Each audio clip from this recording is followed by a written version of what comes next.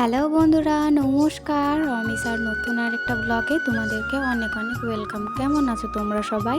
আশা করছি সবাই খুব ভালো আছো, আর আমিও খুব ভালো আছি। তো চলে এলাম আবার আরও একটা নতুন ভিডিও নিয়ে। তো এই ভিডিওটা অনেক দিন আগেকার, এটা মকর সংক্রান্তির ভিডিও। তো এটা দেখছিলাম যে মানে আমার গ্যালারিতে পড়েই আছে, এটা আপলোড দিতে আমি ভুলেই গিয়েছিলাম। তো যাই হোক, ভাবলাম চলো আজকে আপলোড দিয়ে দেওয়া যাক।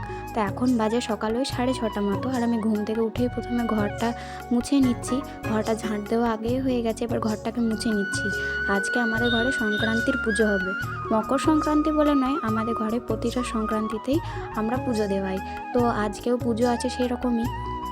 তো যাই হোক, সেই জন্য একটু তাড়াতাড়ি সব অ্যারেঞ্জমেন্টগুলো করতে হবে। ঠাকুর একটু তাড়াতাড়ি পণ্ডিত মশাই খুব তাড়াতাড়ি আসবেন পুজো করতে, তাই আমি একটু তাড়াতাড়ি ঘরের কাজগুলো সব বাগিয়ে নিচ্ছি। আর দেখো, ঘরটা আমি প্রথমেই মুছে নিচ্ছি ভালো করে। আর এখন অবধি আমার চোখ থেকে ঘুম যায়নি, ঢুলু ঢুলু চোখে ঘরের কাজগুলো আমি এখন করে নিচ্ছি। তো যাই হোক, তারপর এখনও তো আমি স্নান করব। তো তাই জন্য তাড়াতাড়ি ঘরটা মুছে আমি প্রথমে চুলটাকে একটু ভালো করে সেট করে নিলাম। এবার আমি যেহেতু মাথায় স্নান করতে হবে, সেই জন্যই জট পাকানো চুলে স্নান তো করা যাবে না, সেই জন্য একটু চুলটাকে ঠিক করে নিলাম। এবার আমি স্নানটা করে নেব, আর একটু তাড়াতাড়ির মধ্যে সব কিছু করছি, যেহেতু ঠাকুরমশাই টাইম দিয়েছে 8টা সাড়ে 8টার মধ্যে চলে আসবে।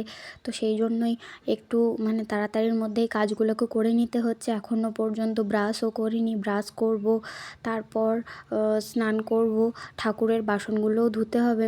তো তারপর দেখো, আমি ব্রাশ করে চলে এসেছি, এখন মুখটাকে মুছে নিচ্ছি। আর তারপর এখনও স্নান করিনি, স্নানটাও করে নেব। আর এইদিকে আদিসোনার পাপা গেছিলো ফুল আনতে, তো ফুল নিয়ে চলে এসছে।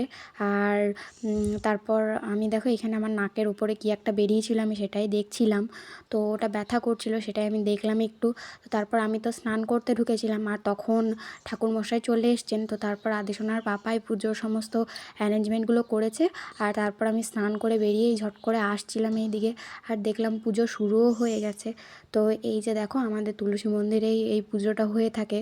তো তারপর পুজো শেষে আমি এই জিনিসপত্রগুলো গুছিয়ে নিয়ে যাচ্ছিলাম। আর তারপরে দেখো, এদিকে আদিসোনা ঘুম থেকে উঠে পড়েছে। তো ওর মুখটা একটু মুছিয়ে দিচ্ছিলাম, সকালে ঘুম থেকে উঠে ওর মুখটা একটু মুছিয়ে দিই। আর তারপর আজকের দিনটা বেশ অনেকটাই ব্যস্ততম ছিল, তাই আর ভ্লগ করতে পারিনি। আজকের ভ্লগটা এইটুকুই, দেখা হচ্ছে নেক্সট ভ্লগে। চলো টাটা।